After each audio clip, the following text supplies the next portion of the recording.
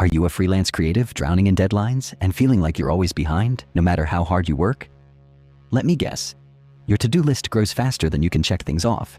You're constantly hustling, pushing through fatigue, and wondering why you're still not getting the results you want. Sound familiar? Here's the truth nobody wants to tell you about successful creatives. They work way less than you think, and that's exactly why they make more money than everyone else. Most creatives think success means grinding 12-hour days, chugging caffeine at midnight, and saying yes to every project that shows up in their inbox. But that's backwards thinking. That's survival mode, not strategy. The most successful creatives, they work maybe 6 focused hours a day. They take weekends off. They go on long vacations without checking email. And they still make 6 figures consistently. Here's what they figured out that you haven't yet. They discovered that working less isn't about being lazy, it's about being smart, about being intentional, about making better decisions with the energy and time you already have. See, when you're constantly busy, your brain never gets the space it needs to think big. You're stuck in what I call reaction mode, jumping from task to task, putting out fires, answering emails, tweaking designs for the 5th time, never actually creating anything that matters. You're surviving, not thriving. But when you work less and work smarter, something magical happens. Your brain starts connecting dots you never saw before. You stop chasing ideas and start attracting them. You come up with creative solutions that actually solve problems. You create work that gets shared. That gets remembered. That builds your reputation. Now let's break down how they actually do it, because it's not just a mindset shift. It's also about systems and habits. First, they kill the myth of multitasking. While everyone else is juggling 10 browser tabs, 3 client chats, and a podcast in the background, they focus on one thing at a time and finish it completely. Why? Because your brain isn't designed to juggle. Every time you switch tasks, you lose an average of 23 minutes getting back into flow. That's why you can work all day and still feel like you didn't actually accomplish anything. It's not your work ethic, it's your lack of focus. Second, they batch similar tasks together. Instead of checking email 47 times a day, they check it twice, once in the morning, once in the afternoon. Instead of jumping between admin work and creative work all week, they carve out dedicated time blocks. Maybe Fridays are for client calls and invoices. Maybe Tuesdays are deep work days. No meetings, no distractions.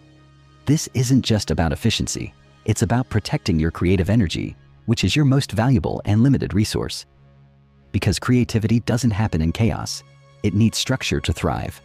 Third, they say no a lot. Here's what broke creatives don't understand. Every yes to a bad project is a no to a better opportunity. If you're saying yes out of fear, fear of missing out, fear of not having enough, you're building a business based on scarcity. The top creatives I know turn down 80% of what comes their way. They say no to low-budget clients, to vague projects, to anything that doesn't align with their goals, because they know their time is their most valuable asset, and they treat it that way. One great project can elevate your entire brand. 5 mediocre ones just drain your energy and clutter your portfolio. Fourth, they automate the boring stuff. While you're manually sending invoices, writing the same email replies, or tracking hours in spreadsheets, they've set up automations and templates that handle it for them. They use tools like Dubsado or Honeybook for client onboarding, canned email responses. They use time tracking apps with built-in reports. They even schedule their content in advance. The result? They win back hours every week, time that can be reinvested into deep work, self-care, or growth. But here's the 5th and most important way successful creatives work less. They understand that rest is part of the creative process. Your best ideas don't come when you're forcing them. They come in the shower, on walks, while cooking, during deep conversations with people you trust. Successful creatives protect their downtime not because they're lazy, but because they know that's when their subconscious gets to work.